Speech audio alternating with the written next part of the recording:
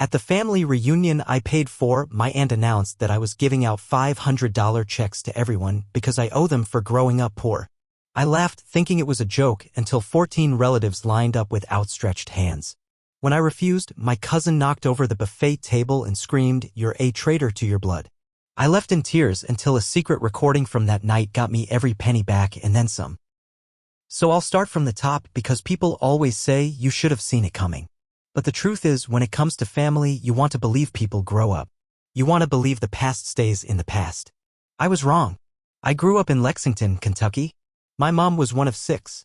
4 sisters and 2 brothers, all of them loud, bitter, and constantly talking crap behind each other's backs. My dad wasn't around much, he was gone before I hit 5th grade. Mom did what she could. But we were broke. Like real broke. Dollar Tree shampoo. Electricity getting cut off. Neighbors slipping us leftovers broke. Most of my cousins dropped out or had babies before they turned 18. There was always someone crashing on someone's couch. Some aunt getting evicted. Some uncle needing bail money. That was normal for us. Survive today, worry tomorrow. But I was different. I wanted out. I worked after school. I studied. I didn't party. I didn't care about being liked. I just wanted to leave that house, that neighborhood, and that family behind. I got a scholarship to the University of Cincinnati. Worked 2 jobs through school, graduated, and started my own business. Took years, but eventually, I had something to be proud of. A real marketing agency. Clients. A solid team. Money in the bank. I even bought a house in the suburbs. 2 stories. Clean grass. Quiet neighbors. Heaven. I hadn't seen most of my family in over 10 years. Then, one day, my youngest cousin Melissa reached out. Said she missed me. Said she'd love to see everyone together again. She planted the seed. And like a fool, I watered it. I decided to host a reunion. I booked out a lodge in Gatlinburg, Tennessee. Nice place. Mountain views. Big kitchen, huge deck. Full catering. I paid for everything. Rooms, food, even gas cards for the cousins who couldn't afford the drive. I didn't expect thanks. I just thought maybe we could start fresh. We all arrived on a Friday. The first night was all right. Everyone was civil. People were catching up, telling old stories. I ignored the occasional backhanded compliments. Stuff like, "Well, aren't you fancy now?" And, "Guess some people don't forget where they come from." I just smiled and nodded. Then came Saturday. That night we had a big dinner. Full buffet. Roast chicken, ribs, mac and cheese, collard greens, cornbread, the works. I stood up to give a short speech. Thanked everyone for coming. Said how good it was to see everyone again. Then Aunt Ann stood up. She tapped her wine glass with a fork like it was a damn wedding toast. And with this smug smile on her face, she goes, "Y'all, I just want to say how proud we are of me. She's come such a long way. And guess what? She's giving each of us a $500 check tonight." First I laughed. Honest to God laughed. Thought it was a joke. But no one else was laughing. One by one, people started getting up. Lining up. 14 of them. Cousins, aunts, uncles. Lined up like it was a damn bank and I was the teller. I froze. "I'm not giving out money," I said. "I never said that. That's not happening." And then the yelling started.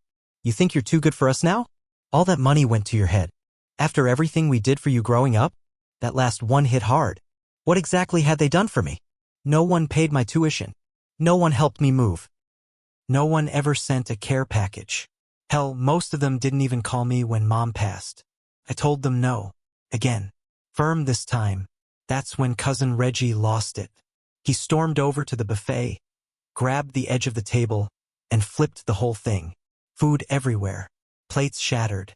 Glass flying. People screamed.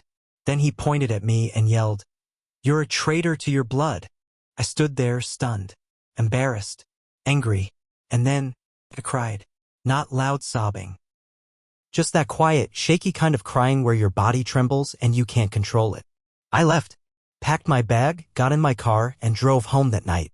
I didn't even get halfway through the mountains before the group texts started. Some were apologizing. Some were demanding money. Aunt Ann sent me a long message about how families stick together and how I owed them. But here's where it turns. One of the servers, a girl named Jenny who was working the event, had been recording on her phone. Not because of me. She was trying to document what a crazy-ass family weekend it was for her own social media. She sent me the video, the whole thing, the announcement, the line, Reggie flipping the table, the threats, all of it, crystal clear audio. And I used it. I sat on that video for a few days. At first, I didn't know what to do with it. Part of me just wanted to move on and forget it ever happened. But every time I looked at my phone, there were more messages, more guilt, more pressure. Aunt and sent another long message. It's not about the money, she wrote. It's about respect. We raised you. We fed you. You owe us. You owe this family. That word, oh, stuck in my throat like a bone. Then it got worse. My cousin Layla posted on Facebook. She wrote this huge rant about how I came from nothing and forgot who helped her rise. She called me greedy. Said I was too selfish to give back. She tagged me. She posted pictures from the reunion, including one where I was smiling in front of the cabin. Like it was proof I was happy to show off. And the comments came in. People I barely knew, old classmates, coworkers, even clients started messaging me. Is this true? Wow. I didn't expect this from you. Thought you were different. I felt sick. Then Jenny, the server who had sent me the video, messaged again. She said, you should know something. I heard your aunt talking on the phone while I was clearing plates. She said, once I gets comfortable, we'll squeeze her. She owes us big time. Blood don't get a free ride. That's when I snapped out of it. I called my lawyer. I'd worked with him for years, handled my contracts, my business stuff, that kind of thing. I sent him the video. He watched it 3 times. Then he said one sentence that changed everything. Do you want to play nice, or do you want to bury them? I said, I want them to wish they never met me. We started with cease and desists. 1 to Aunt Anne. 1 to Layla. 1 to Reggie. 1 to every relative who posted anything online or contacted my clients. The letters were firm and clear: defamation, harassment, and intentional damage to my professional reputation. Layla deleted her post within an hour. Then we went bigger. Jenny agreed to go on the record. Her video wasn't just a clip. It was a full 10-minute recording. It showed Aunt and saying the check thing. It showed Reggie flipping the table. And you could hear me in the background clearly saying I never said I was giving out money. This is insane. We filed for civil damages. I had lost 2 contracts worth over $80,000 combined because of the social media fallout. And we had the proof. Messages from clients asking about the reunion drama. Screenshots of posts. The whole ugly mess. Then something unexpected happened. A reporter from a local business blog reached out. They'd seen the posts, then the lawsuit filing. They wanted my side. At first, I didn't want to talk, but my lawyer said it could help control the story. So I did. I gave one interview.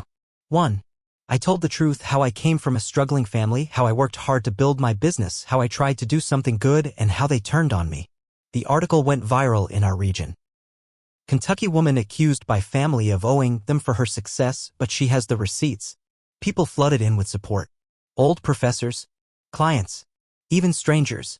One guy messaged me, I don't even know you, but I cried reading that. You don't owe anyone a damn thing for working your ass off. I felt stronger. But Aunt Anne wasn't done. She filed a countersuit, claimed emotional distress. Said I'd humiliated the family and publicly ruined their names. Her lawyer sent me a letter demanding I drop the case and pay them for pain and suffering. Big mistake. Because what she didn't know was that Jenny's phone caught one more thing. A separate clip from later that night. Aunt Anne sitting on the deck, wine in hand, laughing with Reggie, saying, if that bitch wants to act like she's better than us, we'll teach her. She thinks she's rich? Let's bleed her dry. We added it to the case file. Just when I thought I had the upper hand, my cousin Vince threw a wrench in everything. Vince had always been the quiet one. He was older than me by about 10 years and had a rough past, got into drugs, did time for petty theft, and supposedly found God a few years ago. At the reunion, he was one of the only ones who didn't say much. Kept to himself. Didn't line up for money. Didn't yell. I barely noticed he was there, honestly. He reached out to me a week after the article went viral. He called late, like 11:30 at night, and said, I need to tell you something, but you gotta promise not to hang up. I was tired, but I listened, he said, and planned the whole thing, weeks in advance. Told everyone what to say, when to line up. She said if you didn't hand out checks, she'd make you pay one way or another. I asked, "Why are you telling me this now?" He sighed. "Because she offered me a cut if I helped. Said you'd be too scared to say no in front of everyone. But I knew it wasn't gonna work. And I got my own problems." Then he added something else. "She's got an envelope full of stuff on you. Old photos, paperwork. She's been digging for anything she can twist. Said she'd send it to that reporter if you didn't pay up." I didn't even know what to say. What stuff? What photos? I told my lawyer. He said it could be bluff or it could be blackmail. We drafted a restraining order and added it to the ongoing civil suit. But then Vince sent me something. A photo. Grainy and low quality. Looked like an old DMV form. My name. My social security number. From when I first got my license at 16. My stomach turned. Turns out Aunt Ann had gone through my mom's old things, paperwork, boxes, random junk she'd saved over the years, and found old documents with personal info. Stuff I hadn't thought about in decades. She was threatening to leak my private data. That changed everything. I called the police. They looped in the cyber crimes unit. Turns out if someone threatens to leak your personal info in exchange for money, that's extortion. Plain and simple. But we needed proof. Vince agreed to wear a wire. He met with Aunt Ann at her house. Said he wanted his cut. She spilled everything. I told that ungrateful little bitch I'd ruin her. What's she gonna do? Sue me? Good luck proving it. Then she opened the envelope. Read part of my SSN out loud. Said she had copies ready to send to every business on my website. That was enough. She was arrested 2 days later. The day Aunt Ann got arrested was quiet for me.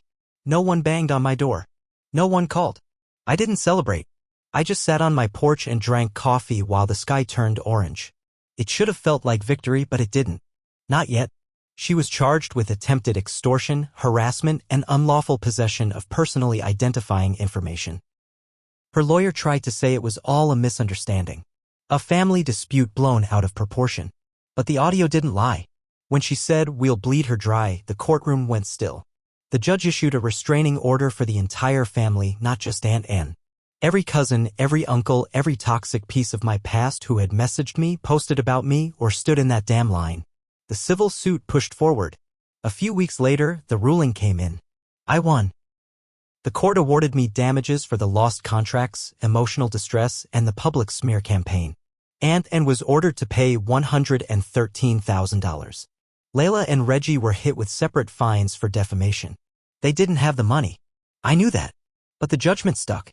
It meant if they ever made money, tax refunds, job wages, anything, a chunk would come to me until the debt was paid. That felt good. Not because I needed the money, but because they couldn't pretend anymore. They couldn't spin their story. The truth was written in ink. But the best part came later. Vince got full immunity for helping with the wire. He also got something else, freedom. He moved out of state, took a warehouse job, and messaged me one last time. "Thanks for not hating me. I was lost. You helped me more than you know." I cried when I read that. But here's the part one haven't told anyone. I made a mistake too. I went back.